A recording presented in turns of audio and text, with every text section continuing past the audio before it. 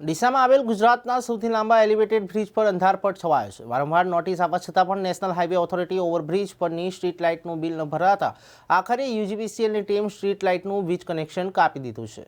ડીસામાં યુજીવીસીએલના કર્મચારીઓ અત્યારે એક્શન મોડમાં છે અને 2 દિવસ અગાઉ જ નેશનલ હાઈવે ઓથોરિટી અને નગરપાલિકાની બાકી વીજ બિલ મામલે નોટિસ ફટકારાઈ હતી, જેમાં નગરપાલિકાના પાણીના બોર્ડનું 8.84 કરોડ રૂપિયા જેટલું બિલ બાકી હતું, જ્યારે નેશનલ હાઈવે ઓથોરિટી અંડર આવતા ડીસામાં એલિવેટેડ બ્રિજ પર લગાવેલી સ્ટ્રીટ લાઇટનું 8.34 લાખ રૂપિયા જેટલું બિલ બાકી હતું। નોટિસ મળતા જ નગરપાલિકાએ તાત્કાલિક ધોરણે 25 લાખ રૂપિયાનો ચેક આપી બાકીનું બિલ ધીરે ધીરે ચૂકવી દેવાની ખાતરી આપતા નગરપાલિકાનું પણ સંકટ ટળ્યું હતું, પરંતુ નેશનલ હાઈવે ઓથોરિટીને વારંવાર નોટિસ મળ્યા બાદ પણ કોઈ જ રિપ્લાય આપ્યો ન હતો અને આખરે 72 કલાકમાં બાકી બિલ ના ભરે તો યુજીવીસીએલને વીજ કનેક્શન કાપી દેવાની ચીમકી આપ્યા બાદ પણ નેશનલ હાઈવે ઓથોરિટીના અધિકારીઓ જાગ્યા ન હતા।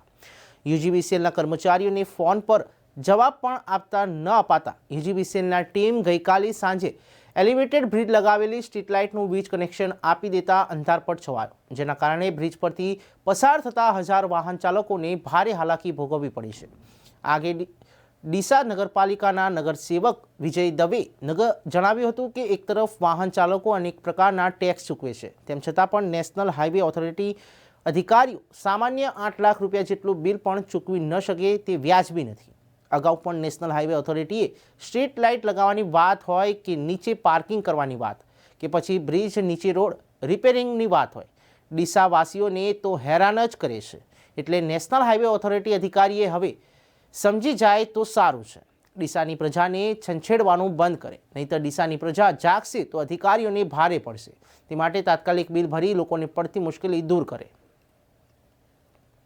આજે ડીસા અંદરથી પસાર થતો જે ફ્લાયઓવર બ્રિજ છે તેની ઉપર અને નીચેની લાઇટો હાઈવે ઓથોરિટીએ યુજીવીસીએલને લાઇટ બિલ નથી ભર્યું, તેના કારણે કાપી દેવામાં આવ્યું છે। આ ખૂબ જ નિરાશાજનક વાત કહેવાય।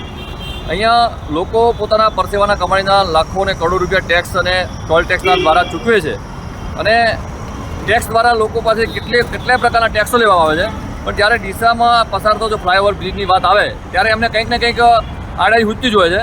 નીચે પાર્કિંગ નહોતું ત્યારે પાર્કિંગ માટે નાટકો કરતા હતા, નીચે રોડ બનાવવાનો રોડ માટે નાટકો કરતા હતા। હાઈવે ઓથોરિટી ડીસાના નગરજનોને શું સમજે છે?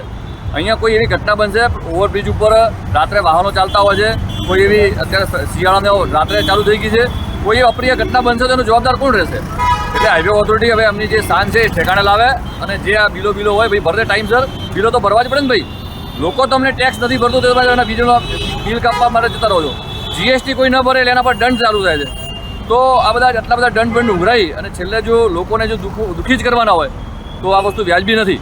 તો નેશનલ હાઈવે ઓથોરિટી ફરી અમે કહીએ કે ડીસાની જનતા અત્યાર સુધી શાંત રહી છે, હવે શાંત નહીં રહે અને જે દિવસે તમારા આંગણા સુધી આવી ગઈ તમારે ભારે પડી જશે।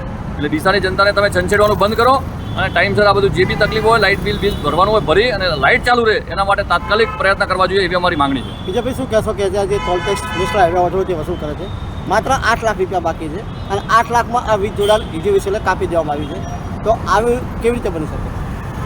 8 લાખ રૂપિયા એ હાઈવે ઓથોરિટી માટે કંઈ ના કહેવાય। કરોડો રૂપિયાની ગ્રાન્ટો આપતી હોય છે, કરોડો રૂપિયાનો ટેક્સ ચૂકતા હોય છે। અહીંયા આપણે જે ટોલ ટેક્સની વાત કરીએ તો ટોલ ટેક્સમાં રોજના કેટલાય રૂપિયા લોકો લેતા હોય છે, તો એક 8 લાખ રૂપિયા માટે ડીસાની જનતાને હેરાન કરવા માટેનું કોઈ ષડયંત્ર લાગે છે। હું તો ડીસાના જે બી નેતા પોતાની જાતને ગણતા હોય, જે બી જેટલા દાર હોય એ બધા દારોને કહું છું કે શું કરો છો તમે ભાઈ? આ ડીસાની જનતા અહીં હેરાન થઈ રહી છે અને તમે અહીંયા જલસાથી બેઠા છો, આ વસ્તુ વ્યાજબી નથી। લોકો જ્યારે એમને જ્યારે જવાબ આપવાની વાત આવશે, ચૂંટણી આવશે ત્યારે તમે એનો જવાબ મજબૂત આપશે, કારણ કે આ તમારા ક્યાંક ને ક્યાંક ષડયંત્રોના કારણે લોકો હેરાન થાય છે। એટલે મારું તો સીધો આક્ષેપ છે અત્યારે સત્તાધારી પક્ષને જ કે એમના જે ઝઘડા છે, એમના દુઃખો છે, એમના તકલીફ છે, એમને દુખે છે પેટને ફૂટે છે માથું, એમાં જનતાનો પીસાય છે, આ નહીં ચાલે।